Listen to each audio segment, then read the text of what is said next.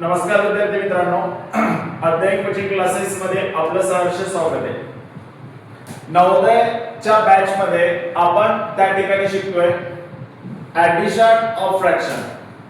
त्यामध्ये आपण सुरुवातीला डिस्कस केलेलं आहे की फ्रॅक्शनची ऍडिशन करताना डिनॉमिनेटर काय पाहिजे, सेम पाहिजे आणि या कंडिशनचे आपण बऱ्यापैकी त्या ठिकाणी उदाहरण त्या ठिकाणी सोडवलेले। यानंतरची कंडिशन आता प्रत्येक वेळी तुम्हाला डिनॉमिनेटर सेम होऊन येईल याची काही शक्यता आहे का मला सांगा? अजिबात नाहीये। मग जर समजा डिनॉमिनेटर सेम नाहीये तर त्या ठिकाणी आपल्याला दुसरी कंडिशन त्या ठिकाणी बघायची आहे की denominator should be in one another table. जर डिनॉमिनेटर सेम नाहीये तर आपल्याला चेक करायचं आहे तो एकमेकांच्या टेबल मध्ये आहे का, एक दुसऱ्याच्या टेबल मध्ये आहे का।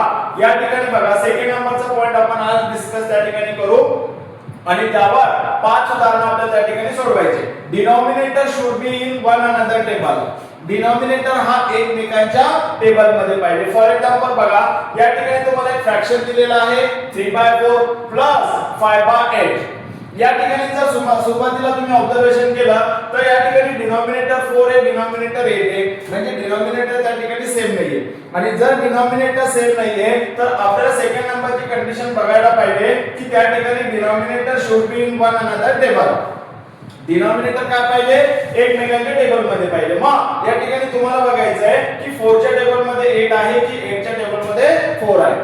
काहीही करून आपल्याला डिनॉमिनेटर काय करायचं आहे, सेम करायचं आहे। मग आपण जर त्या ठिकाणी बघितलं तर 4 च्या टेबल मध्ये 8 आहे, मग 8 ला आपल्याला डिस्टर्ब करायची गरज नाहीये तर 4 ला आपल्याला 8 मध्ये कन्वर्ट करायचंय। मग 4 ला जर 8 मध्ये कन्वर्ट करायचं तर आपल्याला या ठिकाणी करायला पाहिजे 4 ला मल्टिप्लाय करायचं 2 ने। मग जर आपण खाली 2 ने मल्टिप्लाय करतो तर वरती सुद्धा आपल्याला काय करायला पाहिजे, 2 नेच मल्टिप्लाय करायला पाहिजे। मग काय होईल बघा, तर या ठिकाणी काय होईल तर 2 3 ला होईल 6 अपॉन मध्ये येईल प्लस मध्ये हा फ्रॅक्शन तुम्हाला ऍज इट इज ठेवायचा, याच्यामध्ये अजिबात बदल करायचा नाहीये। आणि मग इथे जर आपण आता बघितलं तर डिनॉमिनेटर सेम झालं आणि जेव्हा डिनॉमिनेटर सेम होतो तेव्हा वरच्या नंबरची आपल्याला डायरेक्ट काय करायची आहे, ऍडिशन करायची। मग 5 मध्ये जर 6 प्लस केला तर आपल्याला या ठिकाणी मिळेल 11 आणि अपॉन मध्ये 8 and this is your answer. Second नंबरच्या क्वेश्चन मध्ये या ठिकाणी आपल्याला तोच फॉर्म्युला यूज करायचा आहे। इथे बघा की 11/12 आहे प्लस मध्ये 7/6 आहे, डिनॉमिनेटर सेम नाहीये आणि जर डिनॉमिनेटर सेम नाहीये मग आपल्याला बघायला पाहिजे की डिनॉमिनेटर एकमेकांच्या टेबल मध्ये आहे का। Denominator should be in one another table. इथे बघा 12 च्या टेबल मध्ये 6 आहे किंवा 6 च्या टेबल मध्ये 12 आहे। एक गोष्ट तुम्हाला त्या ठिकाणी जाणवेल की 12 च्या टेबल मध्ये 6 नाही पण 6 च्या टेबल मध्ये 12 आहे। मग या ठिकाणी 12 ला आपल्याला डिस्टर्ब करायचं नाहीये, डिस्टर्ब कुणाला करायचं 6 ला आणि या 6 ला आपल्याला 12 मध्ये कन्वर्ट करायचं, म्हणजे या ठिकाणी आपण 6 ला काय करणार, 2 ने मल्टिप्लाय करणार। मग जर 6 ला आपण 2 ने मल्टिप्लाय केला तर वरती सुद्धा आपल्याला काय करायचंय, 2 नेच मल्टिप्लाय करायचंय। मग काय होईल, पहिल्या फ्रॅक्शन मध्ये नो चेंज, प्लसचं साइन ऍज इट इज, 7 ला 2 ने मल्टिप्लाय करायचं म्हणजे 7 टू द 14 अपॉन मध्ये 6 टू द 12, कंडिशन फुलफिल झाली म्हणजे डिनॉमिनेटर सेम झाला आणि डिनॉमिनेटर सेम झाला म्हटल्यानंतर वरच्या नंबरची आपल्याला काय करायची आहे, प्लस करायची। मग काय होईल बघा 11 प्लस 14 अपॉन मध्ये 12, या दोन नंबरची आपल्याला आता ऍज इट इज ऍडिशन करायची म्हणजे या ठिकाणी किती येणार 25 आणि अपॉन मध्ये 12। हा जर नंबर पुढे सिम्पलेस्ट फॉर्म मध्ये होत असेल तर करायचा, नाहीतर मग ऍज इट इज तुम्हाला तो त्या ठिकाणी ठेवायचा।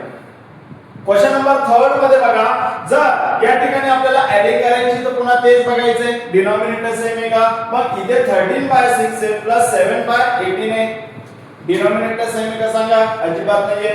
मग डिनॉमिनेटर जर सेम नाहीये तर करायला पाहिजे। मग काय बघा 6 च्या टेबल मध्ये 18 आहे की 18 च्या टेबल मध्ये 6 आहे, काय लक्षात येईल तुमच्या, इथे तुमच्या लक्षात येईल की 6 च्या टेबल मध्ये 18 3 नंबरला आहे म्हणून खाली 3 ने आणि वरती 3 ने सुद्धा काय करायचं तुम्हाला मल्टिप्लाय करायचं। काय चेंजेस होतील तुमच्या लक्षात येईल, इथे होईल 39 अपॉन मध्ये 18। या फ्रॅक्शन मध्ये अजिबात आपल्याला चेंज करायचा नाही। काय सेम झाला, डिनॉमिनेटर सेम झाला आणि जेव्हा डिनॉमिनेटर सेम होतो तेव्हा वरच्या नंबरची डायरेक्ट काय करणार, ऍडिशन करणार।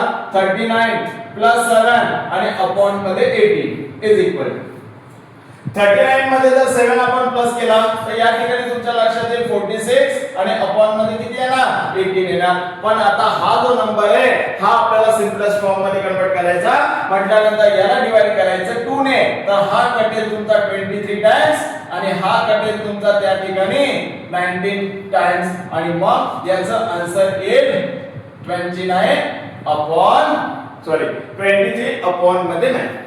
या ठिकाणी 3 उदाहरण आपण ज्या पद्धतीने सोडवले अगदी त्याच पद्धतीने हे 2 उदाहरण तुम्हाला काय करायचे होमवर्क मध्ये सोडवायचे आणि याचं आन्सर तुम्हाला कमेंट्स बॉक्स मध्ये द्यायचं. धन्यवाद.